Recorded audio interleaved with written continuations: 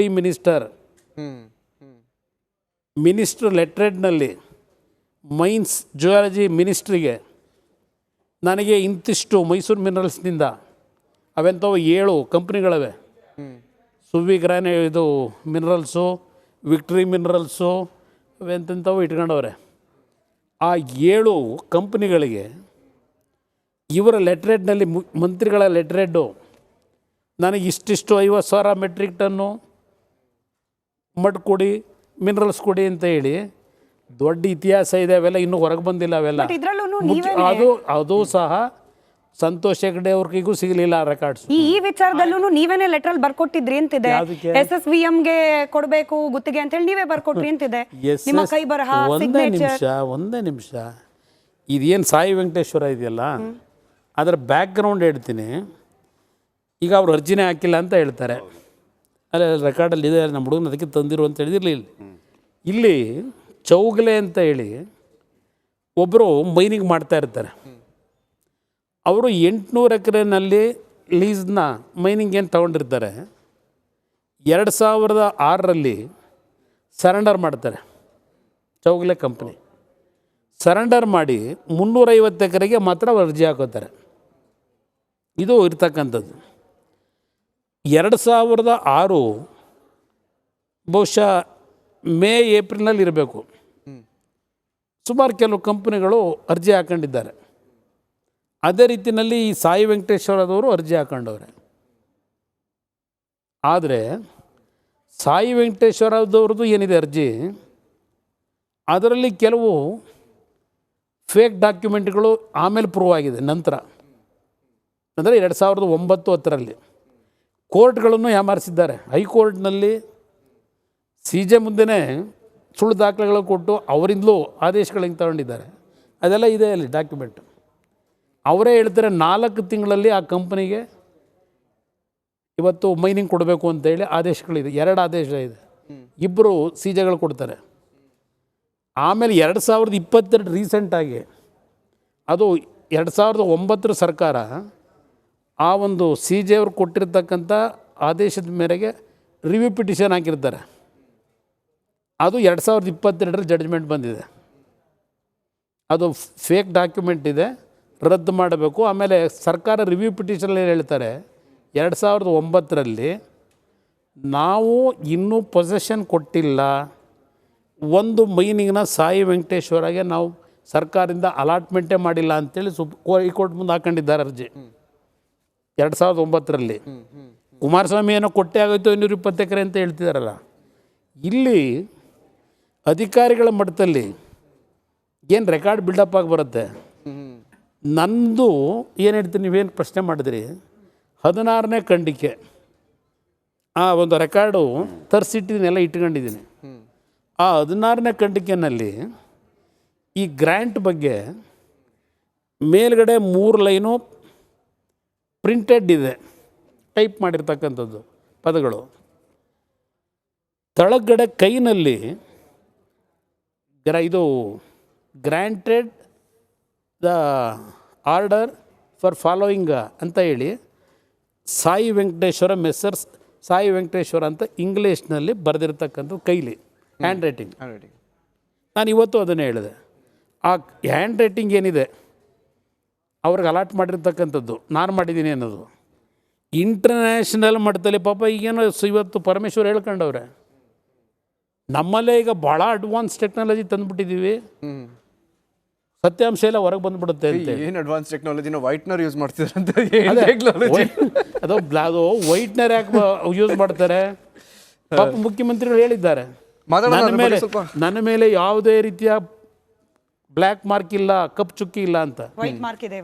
ಈಗ white mark ಮಾಡ್ಕೊಂಡಿದ್ದಾರೆ ಅಷ್ಟೇ, ಕಪ್ ಚುಕ್ಕಿ ಇಲ್ಲದೆ. ಇರಲಿ ಹೇಳ್ತೀನಿ ಆಮೇಲೆ. ಇಲ್ಲಿ ಯಾಕೆ ಹೇಳ್ತೀನಿ ಅಂದರೆ, ಆ ಒಂದು ಲೈನ್ ಇದೆಯಲ್ಲ, ಮೆಸ್ಸರ್ ಸಾಯಿ ವೆಂಕಟೇಶ್ವರ ಅಂತ ಇದೆ. ಆಮೇಲೆ ಅವತ್ತಿನ ದಿನದನೇ ಒಂದು ಸರ್ಕಾರಿ ಆದೇಶ ಮಾಡ್ತಾರಲ್ಲ, ಅದಾದ ಮೇಲೆ ನೆಕ್ಸ್ಟ್ ಖಂಡಿಕೆಯಲ್ಲಿ ಅವನಿಗೆ ಈ ಅಲಾಟ್ಮೆಂಟ್ ಕೊಟ್ಟಿದ್ದೀವಿ ಅಂತಕ್ಕಂಥದ್ದನ್ನು ಒಂದು ಆದೇಶ ಮಾಡ್ತಾರಲ್ಲ ಅಧಿಕಾರಿಗಳು, ಅದರಲ್ಲಿ ಮೆಸ್ಸರ್ ಸಾಯಿ ವೆಂಕಟೇಶ್ವರ ಪ್ರೊಪ್ರೈಟರ್ ವಿನೋದ್ ಗೋಯಲ್ ಅಂತ ಆದೇಶ ಕೊಡ್ತಾನೆ. ಯಾರು ಕೊಟ್ಟವರು? ಕುಮಾರಸ್ವಾಮಿ ಕೊಟ್ಟ. ಇದರೊಳಗೆ ಯಾರಿದ್ದಾರೆ ಇನ್ನು ಇದರಲ್ಲಿ ಬ್ಯಾಕ್ಗ್ರೌಂಡಲ್ಲಿ? ಬರಲಿ ಎಲ್ಲ ಹೊರಗಡೆ. ಯಾರು ಹೇಳಿ? ಅಧಿಕಾರಿಗಳ ಮಟ್ಟದಲ್ಲಿ ಮಾಡ್ಕೊಂಡಿದ್ದಾರೆ. ಕುಮಾರಸ್ವಾಮಿ ಅವರೇ ಪ್ರಕರಣ ಬೇರೆ. ಇದು ಯಾಕೆ ಹೇಳ್ತಾ ಇದ್ದೀನಿ ಅಂದ್ರೆ, ಇಲ್ಲ ಇಲ್ಲ, ನನ್ನ ಚಿಕ್ಕ ಸಂದೇಹ. ನಿಮ್ ಸಂದೇಹ ಪ್ರಕರಣಗಳು ಬೇರೆ ಇರ್ಬೋದು, ಪ್ಯಾಟರ್ನ್ ಒಂದೇ. ಸಿದ್ದರಾಮಯ್ಯನವ್ರನ್ನ ಮೂಢ ವಿಚಾರ ಕೇಳಿದ್ರು ಹಂಗೆ ಅಂತಾರೆ, ನಾವಲ್ಲ ಅಧಿಕಾರಿಗಳು ಮಾಡಿದ್ದು. ನಿಮ್ಮನ್ನ ಕೇಳಿದ್ರು ಹಂಗೆ ಅಂತೀರಾ, ಅಧಿಕಾರಿಗಳು ಮಾಡಿದ್ದು. ಒಂದ್ ನಿಮಿಷ, ಸಿದ್ದರಾಮಯ್ಯನವ್ರ ಕೇಸ್ಗೂ ನನ್ನ ಕೇಸ್ಗೂ ಹೊಂದಾಣಿಕೆ ಮಾಡಬೇಡಿ. ವ್ಯತ್ಯಾಸ ಇದೆ ಗೊತ್ತು. ಇಲ್ಲ, ಯಾಕೆ ಅಂದರೆ ಇವತ್ತು ನನ್ನ ಮೇಲೆ ಅದೇನು ಹೇಳ್ತಾರೆ ಸಾಯಿ ವೆಂಕಟೇಶ್ವರ, ನನ್ನಿಂದ ಅಲ್ಲಿ ಯಾವುದೇ ರೀತಿ ಕಾನೂನು ಬಾಹಿರುವಾಗ ನನ್ನಿಂದೇನೋ ಅಲಾಟ್ಮೆಂಟ್ ಆಗಿಲ್ಲ. ಭಾಳ ಸ್ಪಷ್ಟ, ಅದು ಯಾವ ತನಿಖೆ ಬೇಕಾದ್ರೂ ಮಾಡ್ಕೊಳ್ಳಿ. ಇಲ್ಲಿ ಆ ಪ್ರಕರಣ ಹೇಗೆ ಆಗಿದೆ, ಅಧಿಕಾರಿಗಳು ಯಾರ್ಯಾರು ಸೇರ್ಕೊಂಡಿದ್ದಾರೆ, ಮಾಹಿತಿಗಳು ಅವ್ರ ತಲೆ ಇದೆ. ಅವನು ವಿನೋದ್ ಗೋಯಲ್ಲು ಅದೆಂಥದೋ 20th ಸೆಂಚುರಿನೋ ಅದೆಂಥದೋ ಒಂದು ಕಂಪ್ನಿ ಇಟ್ಕೊಂಡು ಆ ಕಂಪ್ನಿಯಿಂದ ಯಾವ IAS ಆಫೀಸರ್ಗೆ ಅವನ ಮಗನ ಅಕೌಂಟ್ಗೆ ಚೆಕ್ ಮುಖಾಂತರ ಎಷ್ಟು ದುಡ್ಡು ಹೋಗಿದೆ, ಎಷ್ಟು ಹೋಗಿದೆ, ಅದೆಲ್ಲ ನಾನೇ ಕೊಟ್ಟಿದ್ದೀನಿ, ಹುಡುಕಿದ್ದೀನಿ. ಅವೆಲ್ಲ 20 ಲಕ್ಷ ಅದನ್ನ ನೀವೇ ಆಫೀಸರ್ ನಾನೇ ಹುಡುಕಿ ಕೊಟ್ಟಿದ್ದೀನಿ. ಇಲ್ಲೇ ಹೋಗಿದ್ರೆ ನನ್ನ ಕುತ್ತಿಗೆಗೆ ಬರೋದಲ್ವಾ? ಈಗ ಸಿದ್ದರಾಮಯ್ಯ ವಿರುದ್ಧ ನೀವು ಪಾದಯಾತ್ರೆ ಹೋದ್ರಿ, ಜೋರಾಗಿ ಅದಕ್ಕಾಗಿ ಯಾವುದು? ಇಲ್ಲ, ಇಲ್ಲಿ ಹೇಳ್ಬಿಡ್ತೀನಿ ಕೇಳಿ.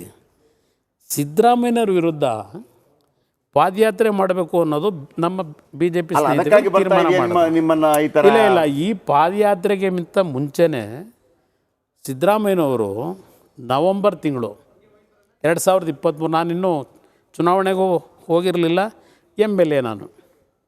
ಆ ಸಂದರ್ಭದಲ್ಲಿ ಗವರ್ನರ್ಗೆ ಲೋಕಾಯುಕ್ತ ಕಳಿಸಿರೋದಲ್ಲ ಅದು, ಲೋಕಾಯುಕ್ತದಲ್ಲಿರ್ತಕ್ಕಂಥ IG SIT ನವೆಂಬರ್ 21 ಮುಖ್ಯಸ್ಥ ಅವರು ಗವರ್ನರ್ಗೆ ಒಂದು ಫೈಲ್ ಕಳಿಸ್ತಾರೆ. ಅದರಲ್ಲಿ ಕುಮಾರಸ್ವಾಮಿ ಅವರು ಈಗ ಇದು ಇನ್ವೆಸ್ಟಿಗೇಷನ್ ಅಂತ ಮುಗಿಸಿದ್ದೀವಿ, ಈಗ ನಾವು ಚಾರ್ಜ್ ಶೀಟ್ ಹಾಕಬೇಕಂತ ಬಂದಿದ್ದೀವಿ.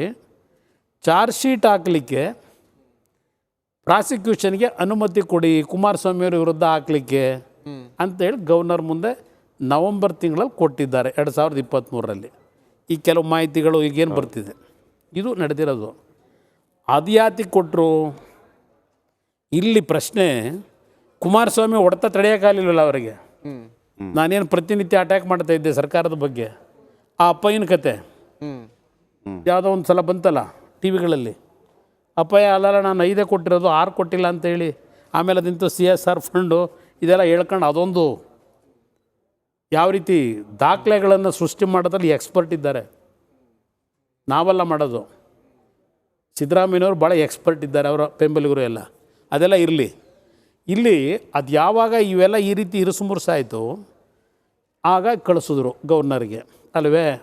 10 ತಿಂಗಳು ಆಯಿತು ಅಂತ ಏನೋ ಹೇಳ್ತಾ ಇದ್ದಾರೆ. ನಂದು 10 ಗಂಟೆ ಒಳಗೆ ಕೊಟ್ಟರು, ಕುಮಾರಸ್ವಾಮಿದು ಕೊಡಲಿಲ್ಲ ಅಂತ ಹೇಳಿ. ಇಲ್ಲಿ ಪ್ರಶ್ನೆ, 2011 ಇದೇ ಅಬ್ರಾಹಿಮು, ನಾನು ಬೆಳಗ್ಗೆನೂ ಡೀಟೇಲ್ ಎಲ್ಲ ಎಕ್ಸ್ಪ್ಲೈನ್ ಮಾಡಿದ್ದೀನಿ, ಬಹುಶಃ ನೀವು ತೋರಿಸಿರ್ಬೋದು. ಅಬ್ರಾಹಿಮ್ ಅವರು ಲೋಕಾಯುಕ್ತ, ಅವತ್ತಿನ ಲೋಕಾಯುಕ್ತ ಕೊಟ್ಟಂಥ ರಿಪೋರ್ಟ್ ಮೇಲೆ ಇಲ್ಲಿ ನಮ್ಮ 23ನೇ ನಮ್ಮ ಜಿಲ್ಲಾ ಸಿಟಿ ಸೆಷನ್ ಕೋರ್ಟಲ್ಲಿ ಅರ್ಜಿ ಹಾಕ್ತಾರೆ, 23ನೇ ಕೋರ್ಟಲ್ಲಿ. ಆಗ ಆ ಕೋರ್ಟ್ನಲ್ಲಿ ಯಾರ ಮೇಲೆ? SM ಕೃಷ್ಣ ಮೇಲೆ, ನನ್ನ ಮೇಲೆ, ಧರ್ಮಸಿಂಗ್ ಮೇಲೆ, 3 ಜನದ ಮೇಲೆ, ಆ ಲೋಕಾಯುಕ್ತ ರಿಪೋರ್ಟ್ ಮೇಲೆ. ಅವ್ರು ಲೋಕಾಯುಕ್ತಾಗ ಹೋಗಿ ಅಂತ ಹೇಳಿದ್ರು, ಅಲ್ಲಿ ಹೋಗಿ ಅಂತ. ಅದರ ಮೇಲೆ ಲೋಕಾಯುಕ್ತಾಗ ಅವ್ರು ಹೋದ ಮೇಲೆ SM ಕೃಷ್ಣ ಅವರು ಸುಪ್ರೀಂ ಕೋರ್ಟ್ನಲ್ಲಿ ರಿಲೀಫ್ ತಗೊಂಡ್ರು, ತನಿಖೆ ಆಗಬಾರ್ದು ಅಂತ. ನನ್ನ ವಿಷಯದಲ್ಲಿ ಹೈಕೋರ್ಟಲ್ಲಿ ಜಂತ್ಕಲ್ದು ಮತ್ತು 150 ಕೋಟಿ ಅಂತ ಏನು ಪ್ರಚಾರ ಮಾಡಿದ್ದಲ್ಲ, ಅದನ್ನು ಕ್ವಾಶ್ ಮಾಡಿ ಸಾಯಿ ವೆಂಕಟೇಶ್ವರದು ಬೇಕಾದ್ರೆ ನೀವು ತನಿಖೆ ಮಾಡ್ಕೊಳ್ಳಿ ಅಂದರು. 2014 ನಾನು ಸುಪ್ರೀಂ ಕೋರ್ಟ್ಗೆ ಹೋದೆ. ಆಗ ನಮ್ಮ SITಯಿಂದ 2016ರಲ್ಲಿ ಬಹುಶಃ ಸರ್ಕಾರ SIT ತನಿಖೆ ಮಾಡಲಿಕ್ಕೆ ನಮ್ಗೆ ಅವಕಾಶ ಕೊಡಿ, we are ready to investigate ಅಂತ ಹೇಳಿ ಒಂದು ಅರ್ಜಿ ಹಾಕೊಂಡ್ರು. ಸಿದ್ದರಾಮಯ್ಯವರು ಮುಖ್ಯಮಂತ್ರಿ. ಅಷ್ಟರೊಳಗೆ ನಡೀತಿತ್ತಲ್ಲ ವಿರೋಧ ಪಕ್ಷದಲ್ಲಿ ನಮ್ಮ ಕೆಲಸನೂ, ಅದಕ್ಕೆ ನಮ್ಮನ್ನೇನಾದ್ರು ಸ್ವಲ್ಪ ಕಂಟ್ರೋಲ್ ತಗೋಬೇಕಲ್ಲ. ಸುಪ್ರೀಂ ಕೋರ್ಟ್ ಮುಂದೆ ಹೋದರು. ಸುಪ್ರೀಂ ಕೋರ್ಟ್ ಹೇಳ್ತು, ತನಿಖೆ ಮಾಡೋದಕ್ಕೆ ನಿಮಗೆ ಪರ್ಮಿಷನ್ ಕೊಡ್ತೀವಿ, ಆದರೆ 3 ತಿಂಗಳಲ್ಲಿ ಇವತ್ತೇನು ನಾವು ಕೊಡ್ತಾ ಇದ್ದೀವಿ, ಈ ಡೇಟಿಂದ 3 ತಿಂಗಳಲ್ಲಿ ಇನ್ವೆಸ್ಟಿಗೇಷನ್ ಕಂಪ್ಲೀಟ್ ಮಾಡಿ ಇನ್ವೆಸ್ಟಿಗೇಷನ್ ರಿಪೋರ್ಟ್ನ ಸುಪ್ರೀಂ ಕೋರ್ಟ್ ನಮ್ಮ ಮುಂದೆನೇ ತರಬೇಕು ಅಂದರು ಕಂಡೀಷನ್ನು. ಇವತ್ತು ಏನು ನೀವು ತನಿಖೆ ಮಾಡ್ತೀರಿ, ಬೇರೆ ಇನ್ಯಾವ ಕೋರ್ಟ್ ಮುಂದೆ ನೀವು ಹೋಗಬಾರದು. ಸಂಪೂರ್ಣ ಮಾಹಿತಿ ನಮ್ಮ ಮುಂದೆ ಇಡಬೇಕು. ಶೆಲ್ ಅಂತ ಪದ ಬಳಸಿದ್ದಾರಲ್ಲಿ ಸುಪ್ರೀಂ ಕೋರ್ಟ್ನಲ್ಲಿ. ಇದು 2015-16 ನಡೀತು. ಇಲ್ಲಿಯವರೆಗೆ ಸುಪ್ರೀಂ ಕೋರ್ಟ್ ಮುಂದೆ ಕಂಪ್ಲೀಷನ್ ರಿಪೋರ್ಟ್ ಕೊಟ್ಟಿಲ್ಲ SIT ಅವರು. ಸ್ಟೇಟಸ್ ರಿಪೋರ್ಟು ಅಂತ ಹೇಳಿ 2 ಬಾರಿ ಕೊಟ್ಟಿದ್ದಾರಲ್ಲಿ ಸುಪ್ರೀಂ ಕೋರ್ಟ್ ಮುಂದೆ. 3 ತಿಂಗಳಲ್ಲಿ ಕೊಡಬೇಕಾದ್ರೆ 7 ವರ್ಷ ಆಗಿದೆ. ಇಲ್ಲಿ 2 ಬಾರಿ ಸ್ಟೇಟಸ್ ರಿಪೋರ್ಟ್ ಅಂತ ಕೊಟ್ಕೊಂಡವ್ರೆ. ಆಯಿತು, ಇರಲಿ. ಈಗ ಗವರ್ನರ್ ಮುಂದೆ ಕೊಟ್ಟಿದ್ದಾರಲ್ಲ, ನನ್ನ ಮೇಲೆ ಎನ್ಕ್ವೈರಿ ಮಾಡೋದಕ್ಕೆ ಸುಪ್ರೀಂ ಕೋರ್ಟ್ ಆದೇಶ ಮಾಡಿ, ಹಾಗೇನಿಲ್ಲ ನೀವು ಗವರ್ನರ್ ಮುಂದೆ ಹೋಗಿ ಅವ್ರ ಮುಂದೆ, ಅವರು ಎಕ್ಸ್ ಚೀಫ್ ಮಿನಿಸ್ಟರ್ ಇದ್ದವರು, ನೀವು ತನಿಖೆ ಮಾಡೋದಕ್ಕಿಂತ ಮುಂಚೆ ಅವರಿಂದ ಪರ್ಮಿಷನ್ ತಗೊಳ್ಳಿ ಅಂತೇಳಿ ಸುಪ್ರೀಂ ಕೋರ್ಟ್ ಹೇಳಿದಾರಾ? ಹೇಳಿಲ್ಲ. ಈಗ ನೀವೇ ಹೇಳ್ತಾ ಇದ್ದೀರಿ ಇನ್ವೆಸ್ಟಿಗೇಷನ್ ಕಂಪ್ಲೀಟ್ ಮಾಡಿದ್ದೀವಿ, ಕುಮಾರಸ್ವಾಮಿ ಅವ್ರ ಮೇಲೆ ಚಾರ್ಜ್ ಶೀಟ್ನಲ್ಲಿ ಸೇರಿಸೋದಕ್ಕೆ ನಮಗೆ ಪ್ರಾಸಿಕ್ಯೂಷನ್ಗೆ ನಮಗೆ ಸ್ಯಾಂಕ್ಷನ್ ಕೊಡಿ ಅಂತ ಹೋಗಿದ್ದೀರಿ ಗವರ್ನರ್ ಮುಂದೆ. ಎನ್ಕ್ವೈರಿ ಆಗಿದೆ, ಚಾರ್ಜ್ ಶೀಟ್ ಹಾಕ್ತೀರಿ ಅಲ್ವೇ? ಅದೇ ನೀವು ಕೇಳ್ತಾ ಇರೋದು. ಈಗ ಸಿದ್ದರಾಮಯ್ಯವ್ರು ಇವತ್ತೆಲ್ಲ ಒಂದು ಕಡೆ ಅಲ್ಲಿ ಹೇಳಿದ್ರು, ಆಲ್ಮಟ್ಟಿಲಿ ಅವಶ್ಯಕತೆ ಬಿದ್ದರೆ ಕುಮಾರಸ್ವಾಮಿಯನ್ನು ಬಂಧಿಸ್ತೀವಿ ಅಂದರು. ನಾನು ಅದಕ್ಕೆ ಹೇಳಿದೆ, 100 ಸಿದ್ದರಾಮಯ್ಯ ಬಂದರು ನಾನು ಬಂಧಿಸೋಕ್ಕಾಗಲ್ಲ ಅಂತ. ಅವ್ರು ಅದಕ್ಕೆ ಹೇಳಿದ್ದಾರೆ, ಕಾನ್ಸ್ಟೇಬಲ್ ಸಾಕು ಅಂತೇಳಿ.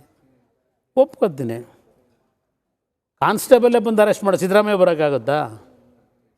ಪೊಲೀಸ್ ಇಲಾಖೆಯವ್ರನ್ನ ಕಳಿಸ್ಬೇಕಲ್ಲ, ಅವ್ರ ಡೈರೆಕ್ಷನ್ ಮೇಲೆ ಬರ್ತಾರೆ. ಪ್ರಶ್ನೆ, ನೀವು ಅರೆಸ್ಟ್ ಆಗ್ತೀರಾ ಅಂತ ನಿಮ್ಮ ಭಯ ಬಿದ್ದುಬಿಟ್ಟಿದ್ದೀನಿ ಅಂತಲ್ಲ ನಾನು. ಅದಕ್ಕೆ ಇವತ್ತು ಪ್ರೆಸ್ ಮೀಟ್ನ ಏಕಾಏಕಿ ಕರೆದು ಏನಿವತ್ತು ಭಯದಿಂದ ಮಾತಾಡಿದ್ದೀನಂತೆ. ಭಯ ಯಾರಿಗೆ ಅಂತ ಕುಮಾರಸ್ವಾಮಿ ಅವರಿಗೆ? ಯಾಕಂದ್ರೆ ನೋಡಿ, ಇದು ಭಯ ಪ್ರಾರಂಭ ಆಗಿರೋದು ಸನ್ಮಾನ್ಯ